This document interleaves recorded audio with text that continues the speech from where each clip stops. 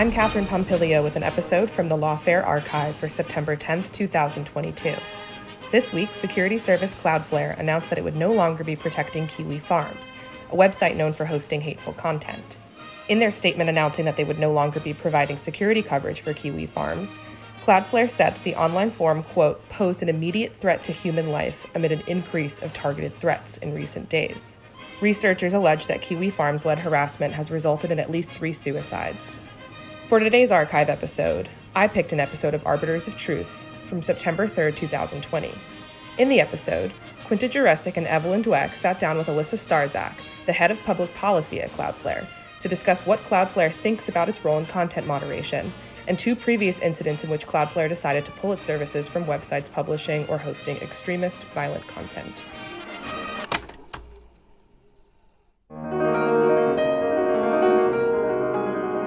I'm Quinta Jurecic, and this is the Lawfare podcast, September 3rd, 2020.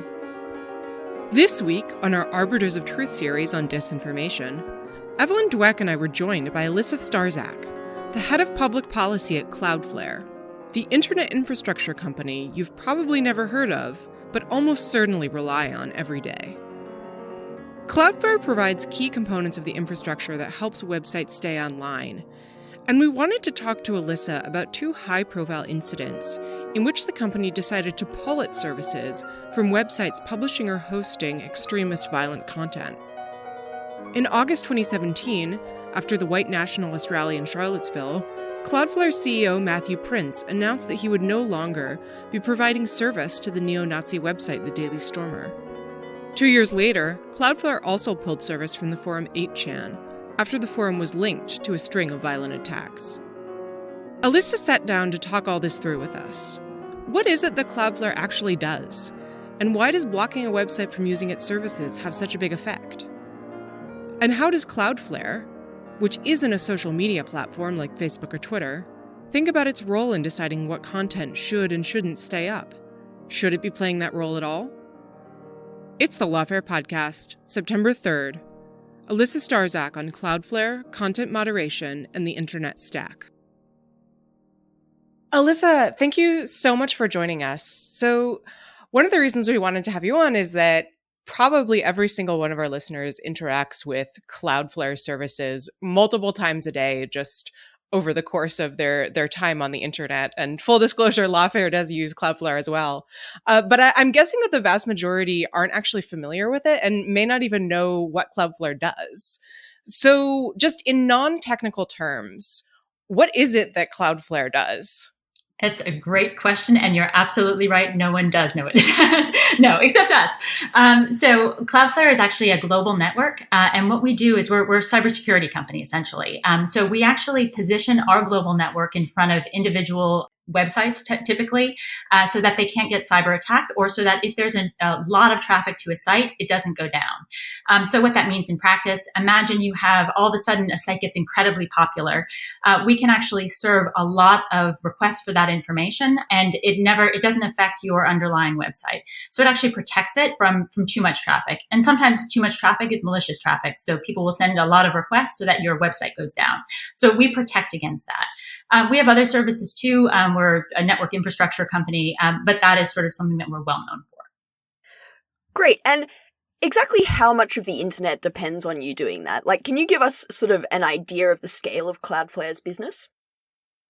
So we have more than 25 million domains that use our service and a huge percentage of traffic that just runs through our network. So a massive amount of the internet runs through our network. And as you said, most people have no idea that they're actually crossing through. And so you've been head of public policy at Cloudflare since 2017. Just talk us through, what does your role at the company involve?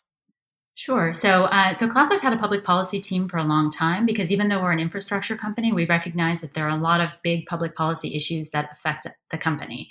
So I actually started and we were only about 450 employees and we had already had a public policy team.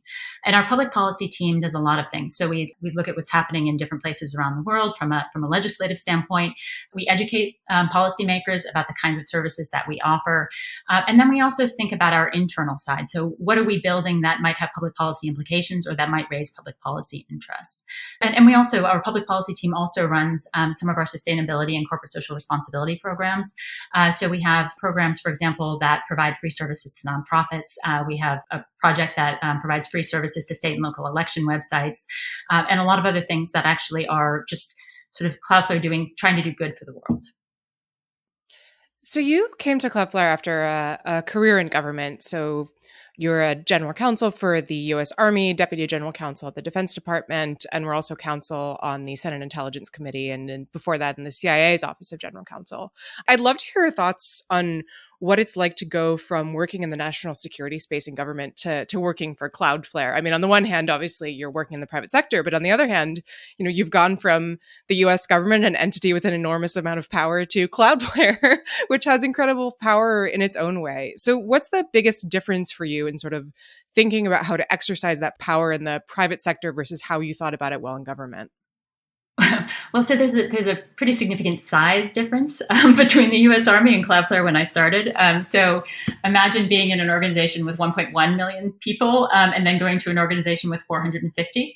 And the military just generally is a very there is a policy for everything. So everything has been thought through. If you think about military policy generally, there are regulations on how you can wear your hair and how long your hair can be cut, right? I mean, it's everything from uniforms to, every aspect of people's lives. And then obviously on the more operational side, everything is about authorities and what are you actually authorized to do. So it's a very sort of regulated world in a way on the military side. Cloudflare is a tech company. It was a relatively small tech company. A lot of things happen fast. You can actually develop a product in a very short period of time. You're not going through 15 layers of regulatory approval before you move forward. And so it's just a different pace and a different sense of what you can do at what speed. That said, I think some of the issues that come up on a daily basis are not actually that different. And the types of work that you're doing a lot of issue spotting. You're trying to think about what are the concerns with something that someone has proposed, just as a lawyer, right? So practical considerations. What does this mean? What are the implications? Are there downstream effects? That type of work is actually very similar in government and in the private sector. So we're notionally a disinformation podcast, and we spend a lot of time talking about how social media companies decide what people can and can't see online and what's allowed on their services. And we've just talked and heard a lot about how Cloudflare is in large ways an infrastructure company in the infrastructure layers of the internet.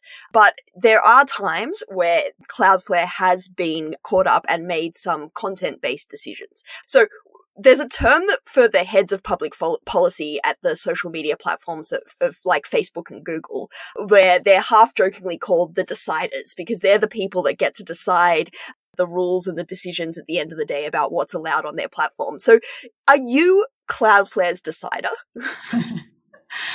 No, I would not call myself Cloudflare's decider, in part because we have big policy decisions for the most part. So we were actually, when we were founded in 2010, one of the things that we did that was really novel at the time was that we actually created a free service. So if you think about what the internet was like in 2010, it was that the types of services that we offer, which can speed up people's content and can protect it from cyber attack, were really only available to very large enterprises who could pay a lot of money.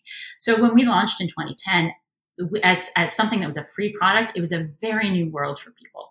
And the decision, when you launch a free product, the idea is that people can sign up online. You're allowing people to sort of sign up automatically without going through salespeople. You don't have interaction with them. It happens because they have come to you, not because you have gone out to them. And so the reality of that is that you end up with, as an infrastructure provider, you end up with a set of people who've signed up for your service.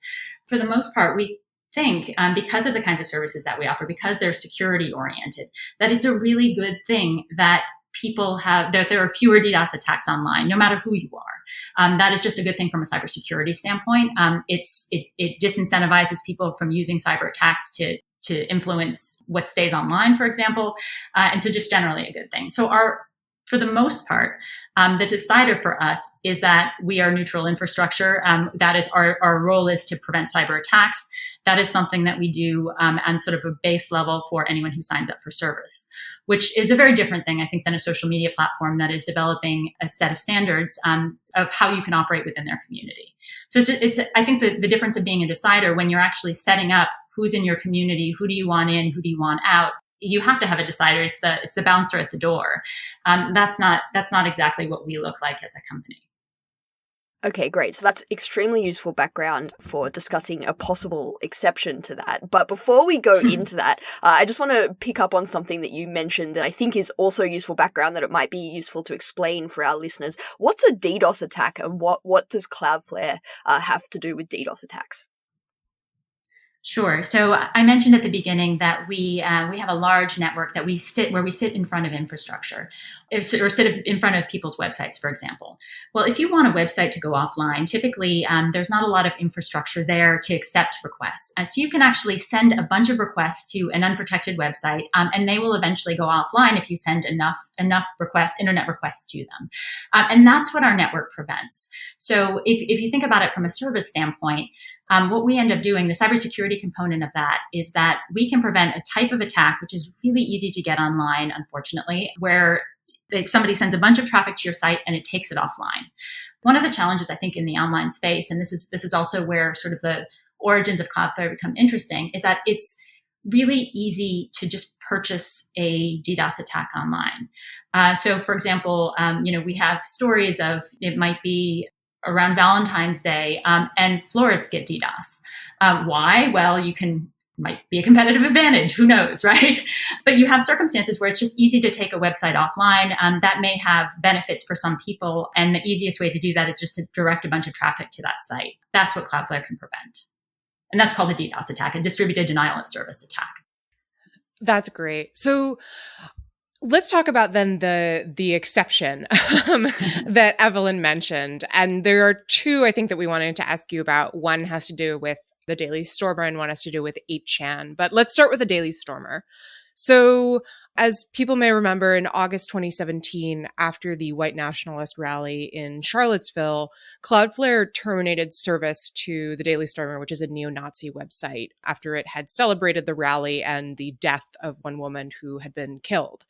After making that decision, Cloudflare CEO Matthew Prince wrote a now, I think, pretty famous email to staff saying that this was an arbitrary decision, and wrote, I woke up this morning in a bad mood and decided to kick them off the internet, and wrote in a follow-up blog post that the decision was dangerous and that one of Cloudflare's staff members had asked him, is this the day the internet dies?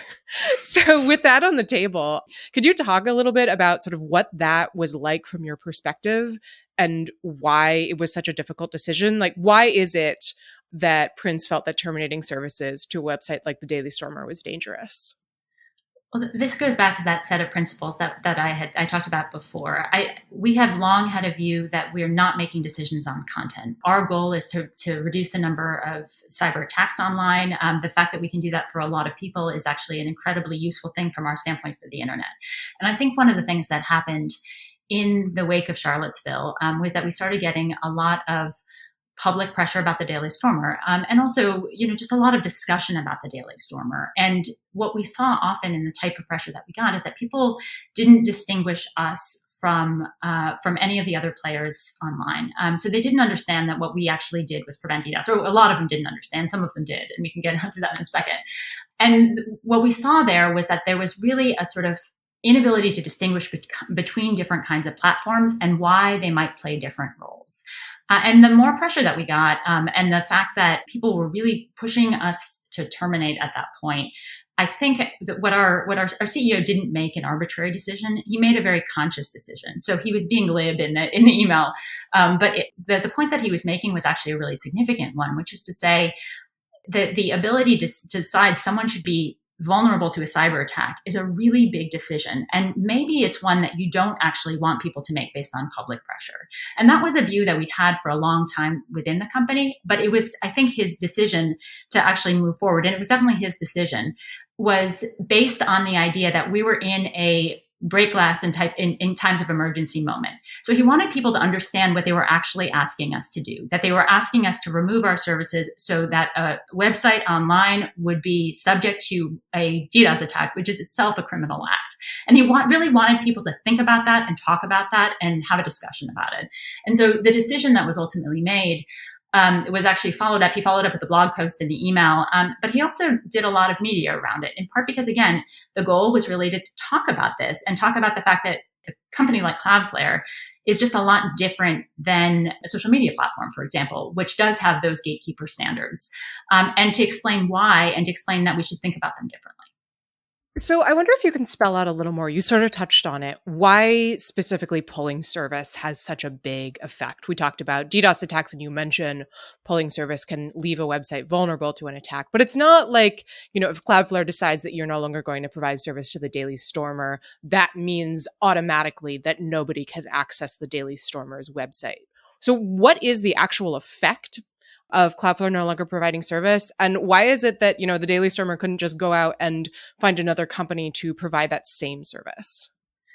So I think what people don't fully appreciate, and maybe we didn't even fully appreciate until the Daily Stormer, was that there actually aren't, if you have a controversial website for any number of reasons, if you don't have an entity like Cloudflare, an organization like Cloudflare who can provide a set of services in front of you, you probably can't stay up. And we actually saw this in the run-up to the Daily Stormer. So some of the comments that we got and some of the tweets that sort of came at us were basically, get out of the way so that we can DDoS them off the internet. And I think once you take away a service like ours, there just aren't that many other services that can provide that kind of protection. And certainly there aren't really other organizations that provide it for free. So the challenge that you have in that space is that once we remove services, there is not much a company can potentially do to protect themselves from cyber attack. And I think that's a really important thing to understand about the state of the internet today, because it may be concerning for other reasons about the fact that cyber attacks are that actually easy to access. Excellent. So I just want to make a little bit more explicit, or maybe pull together a number of the things that you've already said about what is different for making this kind of decision in the infrastructure layer of the stack as opposed to at the application layer, that most people think about content moderation happening at Facebook and Twitter. And you said sort of that you think of yourself as a neutral conduit or something along those lines. And people get kind of really anxious or angry when they hear platforms like Facebook and Twitter saying something along those lines as well. So why is it different in the infrastructure layer, and how does that affect the way that you think about your role? So I actually think one of the challenges in this space is that a lot of people don't understand exactly how the internet works.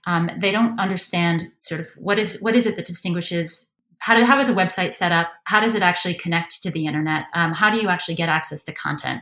People don't understand all of the steps along the way. And I think people sort of understand what their ISP looks like. And they could imagine that maybe it would be troubling if the ISP said, hey, we don't like you. We don't want to provide service to you. We want to pick and choose our customers. That might seem problematic to people because they have a direct experience with an ISP. I think the challenge for a company like ours is that so many people have no idea what we do and what role we play online. And I think that creates, in some ways, a set of responsibilities for us, because people aren't interacting with us. They're not unlike something like Facebook, where you sort of set up for a set of rules when you come in, and everyone knows that this is the set of rules you're subject to. And if you don't like them, you go to a different platform. The same thing doesn't happen in the interconnection world, right? So you can't imagine, you're a transit provider and you say, oh, I don't like that particular content, I don't want to carry it. It doesn't really work in the normal way the internet is structured. Same thing if somebody says, I don't want to register your domain, for example, I don't want you to have a domain name, and no one will agree to have your domain name, then you're not going to have that domain name, and you're not going to have that domain online. So I think that the difference is sort of a degree of access. And the ISP is, I think, the best example on the infrastructure side, where it seems kind of extreme to think about someone not having access just because an ISP doesn't like the content that you might be posting online. And I think from our standpoint, when we think about it, we're sort of in the middle. People don't even know they're interacting. They don't know they're going through our platform. They don't understand why we would be making decisions about what they can see and what they can't. And I think that means that we have we have to understand that that is our role. If we make a decision and people didn't even know they were interacting with us, they have no idea why that content came down. And I think that should be troubling to people. And you mentioned earlier that you received a lot of public pressure in the sort of around the Daily Stormer incident, but that there was a misunderstanding of Cloudflare's role there. Is that the misunderstanding that you're getting at? Like, is it something to do with people don't understand how few other options there are at that layer of the stack? Or what is it that you think that the public misunderstands about Cloudflare's role? If they know about it at all. Yeah, right. No, I think that's the problem, right? I think they don't know about it at all. And I think that I think people think of tech companies, and I'm based in Washington, D.C., so I think this happens a fair amount in Washington, D.C., and there are of some very large tech providers, and everyone assumes that you sort of fit into that model, and you have the same types of services. And they don't necessarily go down and think about what it then means, how it would then impact the internet overall if you were taking action at the content moderation at the ISP level, for example, at the internet service provider level, right? Your Comcast level. They don't think about the long-term effect of that because they're thinking about the social media platforms first and foremost. So the pressure that you get is pressure that's being directed at anyone who might be in any way affiliated with this piece of content, but it doesn't necessarily appreciate that different entities might have different roles with respect to that content. And frankly, one of the challenges actually in the space, even it's the attack piece is what becomes relevant, right? So when we remove our services, the information, as you said before, doesn't immediately come offline. It just makes it vulnerable to cyber attack. And understanding that as a difference. So, people are pressuring us to do something that essentially facilitates a cyber attack, which feels a little weird when you think about it. And I don't think that people, if they understood that better, would necessarily have been quite as vocal advocates for it as I think we might have heard at the time. And so because you tend to be sort of under the radar, is your experience in these moments where your public profile bubbles up, is that sort of you're working away quietly and then a lot of people discover Cloudflare and sort of put pressure and then it vanishes? Or did that put Cloudflare more sort of reliably on the public radar after the Daily Stormer incident?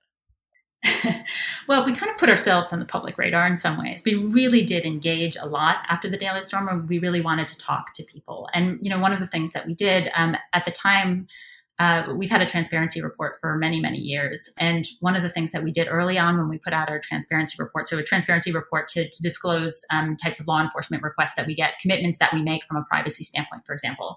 And one of the commitments that we had at the time was that we wouldn't terminate services based on a political decision.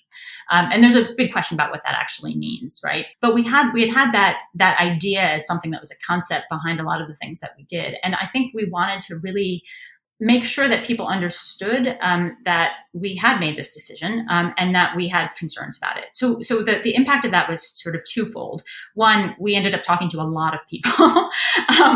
And then the second piece of that was, in some ways, we actually got blowback. And I think that that's in some ways what we were trying to do, right? We were trying to sort of say, this is an emergency. We need to talk about this. So we started to get pressure on the other side to say, hey, this was a wrong decision for you to make. And we did get a fair amount of pressure on that side. And in some ways, we got a counterbalance to some of the knee-jerk reaction that we had gotten in the first instance, which I think was just a useful counterpoint to make people think about that issue a little bit more. We still continue to get abuse complaints, for example, on different sites. That is something that then in some ways went up as well.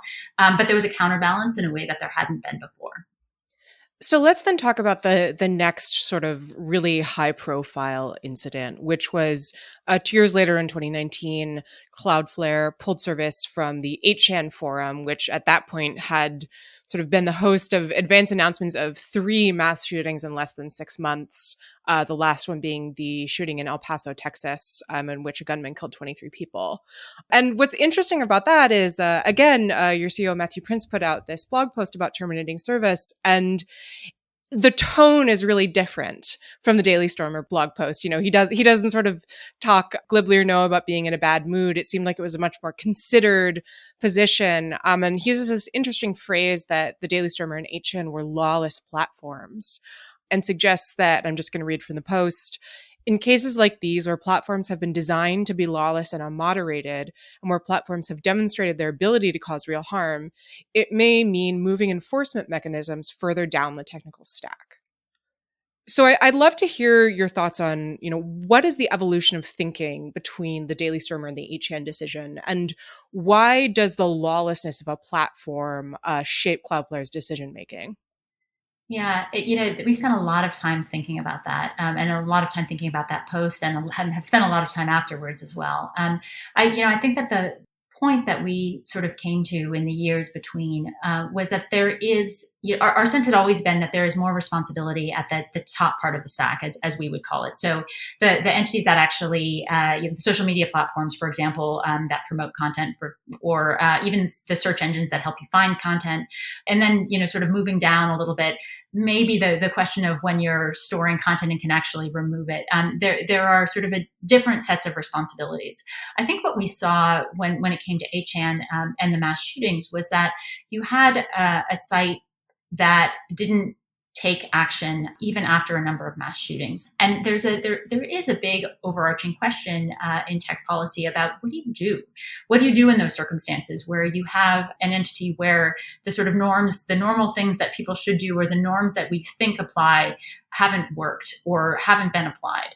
So in the 8chan world, the way they would get complaints, often they get complaints through us, and so we would pass along complaints on various issues to them, because people see us in front of their website, they don't know where the website's hosting, and so they want to pass a complaint along, and we may actually be the entity that they pass them to first. We then pass them along to the organization, and I think what we often saw in that space was that they really weren't moderating. They certainly were notified of information that might have been problematic, really wasn't moderated. And I think by the time we got to the horrible shootings that spring, I think we sort of came to a realization that at some point enough had to be enough. And there was a time when you have to think about potentially taking action. And that was a really challenging decision for us. And it's still a really challenging one, in part because you have to think about when that happens and what the right format and what the legal requirement is potentially as well. Those are hard questions, and that was a hard decision, but it was a very different flavor of decision from the original Daily Stormer one.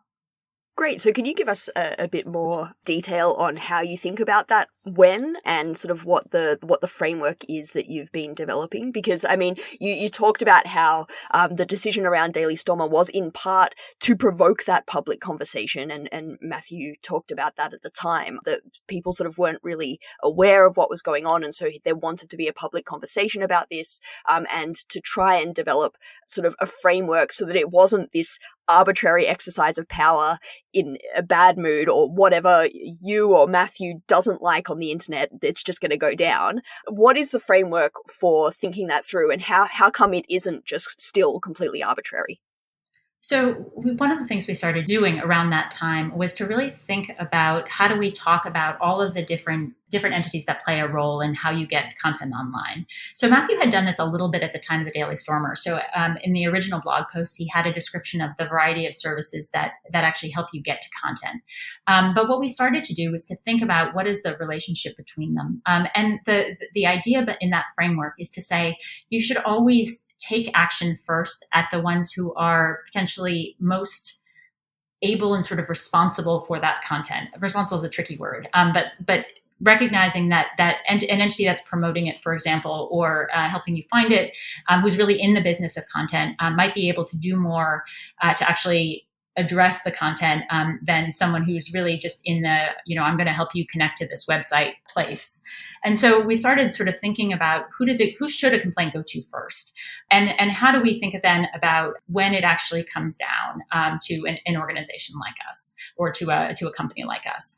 And so we have a little bit of a framework for that idea. And I think our sense was that once you start going down deeper into the stack, you really should start to think about legal process. So, an organization, a company like Facebook, who might want to take action to sort of clean up their community, shouldn't necessarily require a legal order to take action or even sort of legal process.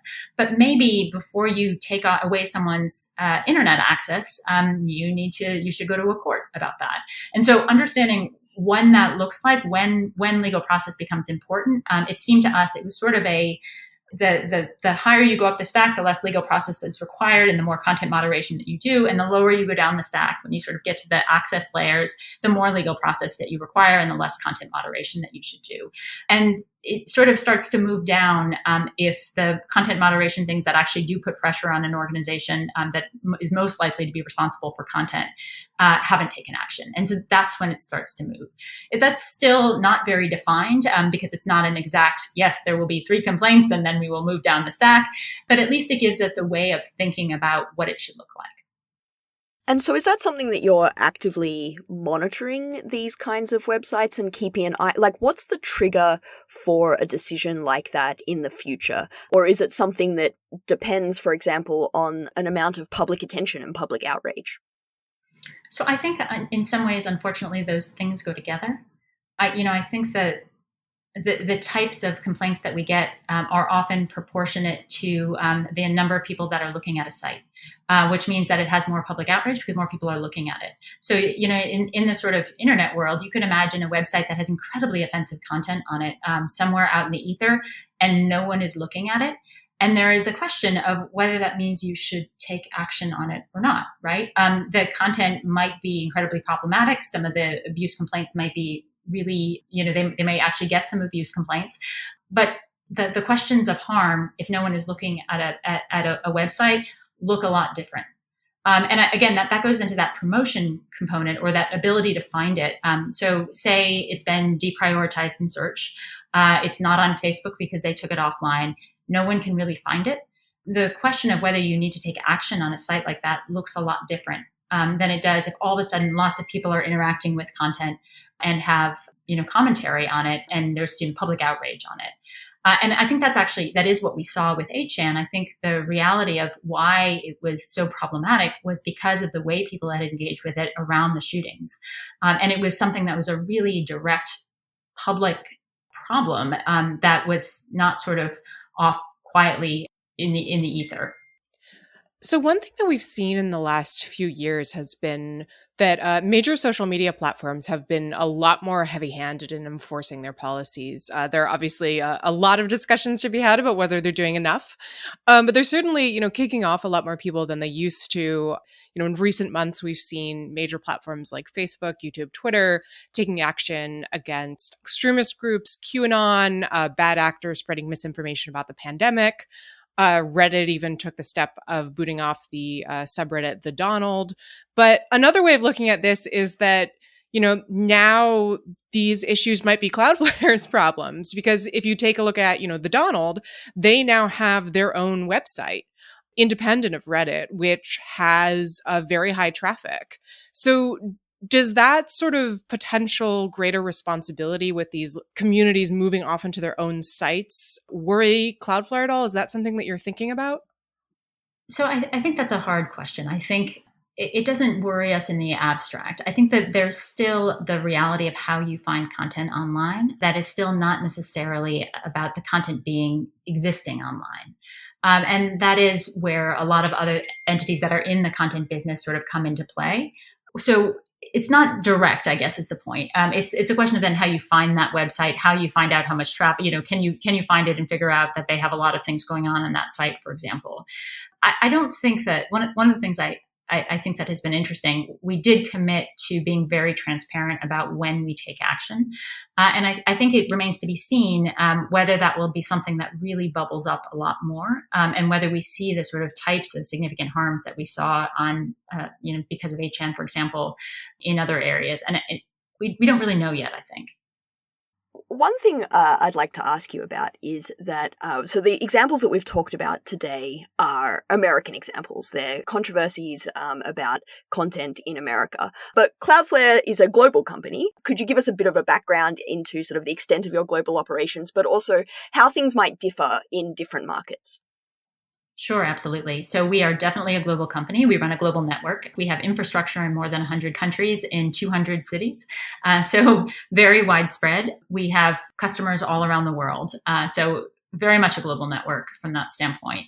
I think that the standards, different countries look at these issues very, very differently, and they take different actions. And it's been in my time at Cloudflare, that's been something that's really interesting to learn about in more depth. The U.S. Doesn't typically block, for example, websites. It's just not something that we normally do. Again, going back to that ISP level, that is something that is done in a lot of other countries around the world. You have a lot more things that are geo-restricted to not be able to see it in that country, for example, something which you don't often see in the U.S. So that's just on the sort of practical side. On the regulatory side, it's very different as well. So in the EU, there are lots of potential regulatory approaches trying to tackle some of the challenges that we see online. And they just look a lot different, I think, than what we're seeing in the US. The one thing I would say about the EU and the regulatory model there is they have been involved in those questions about thinking through different kinds of entities online. So if you look at some of the more recent regulations that have come out and directives that have come out, they have actually thought about what kinds of services are they seeking to apply them to. They haven't been broad brush. They've actually distinguished between different kinds of service providers, and they've been pretty targeted to what they're trying to accomplish. So it looks a lot different, but I think because they have a broader regulatory model that they are sort of aiming for, they've also been much more targeted in thinking about what regulations apply to what entities. And one of the things we were talking about, sort of public pressure to moderate content at the infrastructure level of the internet, but obviously also often there can be government pressure as well. And I wonder if you could talk a little bit about how Cloudflare interacts with different governments around the world, and whether you get different kinds of requests from different kinds of government around the world. So yes, sure, absolutely. So we do get lots of different kinds of requests and from different kinds of providers. I think this goes back to my point before about different countries have different approaches. Often what you find are that countries with regulations on these issues, and let's take out the EU for a minute. We can talk about that one separately, but they often try to apply regulations to the entities that they know they have jurisdiction over that are very clearly within their borders. So what you find in a lot of places is that they have requirements for, again, telecommunication providers, so ISPs, because those tend to be local. Those tend to be the requirements of, who is actually seeing the internet. And they are certainly on the ground. They have cables on the ground, and so they end up having legal requirements sometimes that are actually about government requests. So they could be anything from actually turning off the internet, which we've seen in a variety of different places around the world. In India, we've seen sort of requests to turn off internet access because there are exams and they think that people will cheat. And so just turn off the internet and that will solve your problem, to specific requests for blocking at the DNS level, which is relatively frequent in other places around the world. So you see those often. It often depends just in terms of what we see. Often what we see is that it goes to the local entity first.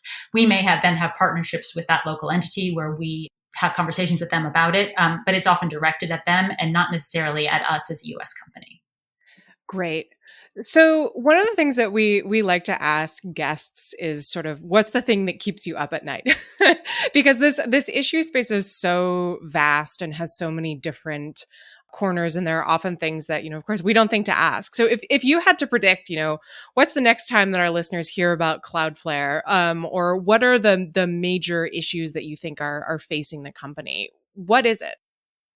Well, so I hope it's not the next time you hear about Cloudflare. I hope you hear about it for all sorts of good reasons. That's my goal. I hope you hear about it because we're helping protect a bunch of people around the world from cyber attack.